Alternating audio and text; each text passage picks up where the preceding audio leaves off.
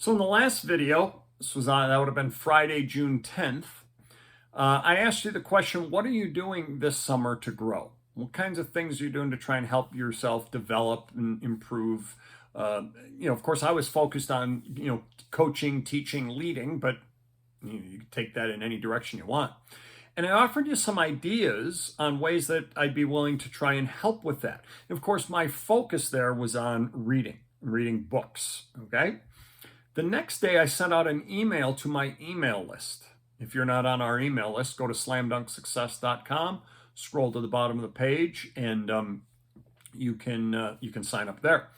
But I sent this, or you know what? Email me at scott@slamdunksuccess.com too, because what I'm about to tell you, I'll be able to send to you if you do this.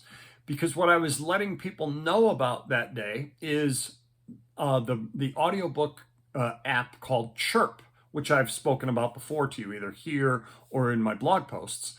I talked about Chirp that day because I had just received from Chirp a link to pass on to people for 50% off on their first order. And I thought, well, gosh, I talk about Chirp to my email list and to you all the time or often enough. I'm going to pass this on, and maybe some of you'll sign up for it, because it's a great way to consume books, but through your ears. And it's been such a huge part of my ability to read that much more over these last, I believe I've been on Chirp for 3 years now, might be 4. It's been great. And so I passed that link on to people in order to try and help them if they were interested in doing so. And one nice thing for me is if anybody signs up and then they do purchase something, and with that link, I too then get 50% off my next order. So it was a win-win type of situation. So the video was about reading. The email was about reading. Today I'm going to carry on this reading topic, and I will in my next video as well. Maybe even the next one after that, but certainly in these next two. And here's what I want to talk about today. This happened to me while I was reading this morning. I am getting close to the end of a book that I've been reading for a little while now, and I've really enjoyed this book a lot. In fact, I've enjoyed it so much that here I am coming to the end of it, which is one of my goals, okay, is I want to finish the book, and all of a sudden I decided I'm going to slow it down a little bit.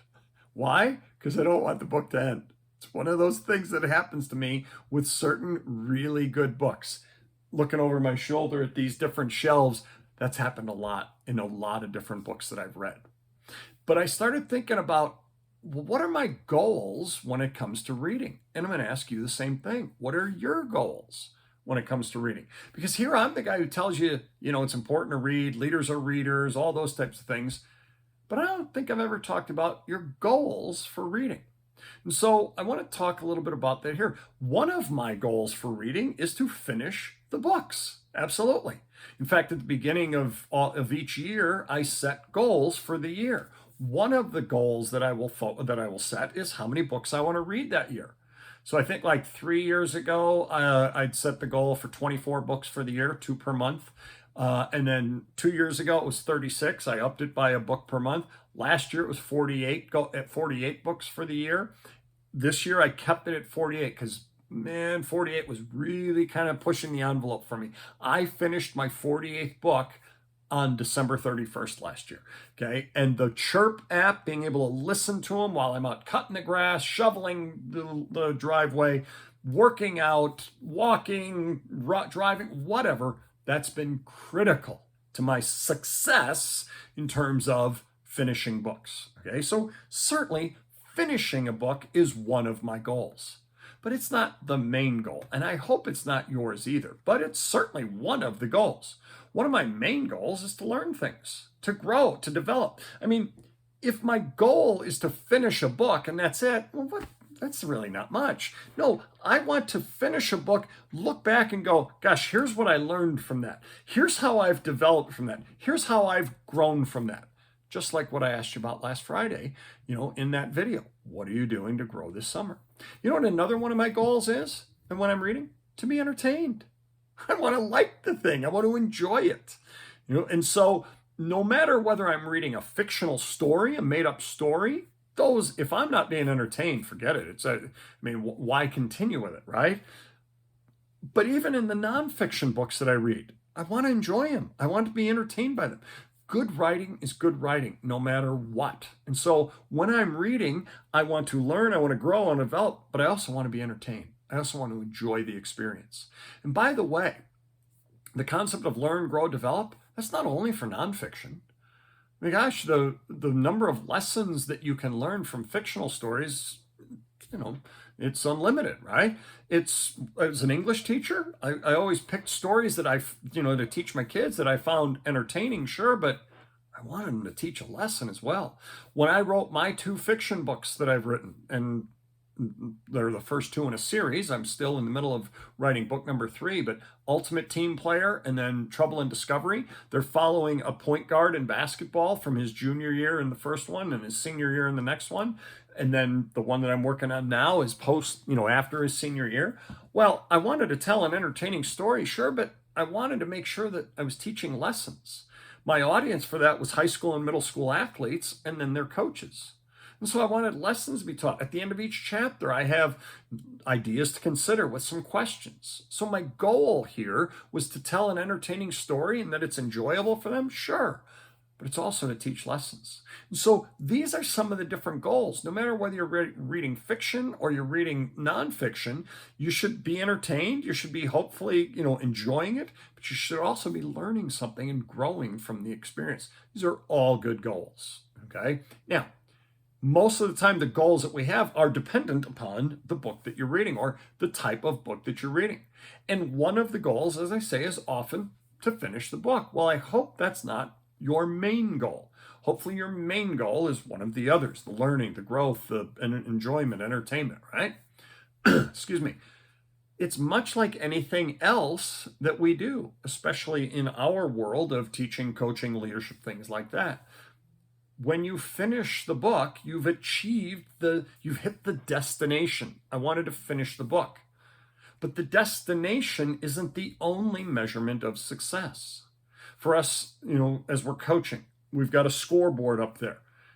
When the game is over, right, the scoreboard tells us who won the game. So that's a determinant of success, but it's not our only determinant of success. How did we play? How did we work together? How are we better now than we were at the start of the game? All of those are elements that go into whether we consider a success. Yes, the scoreboard is one of those.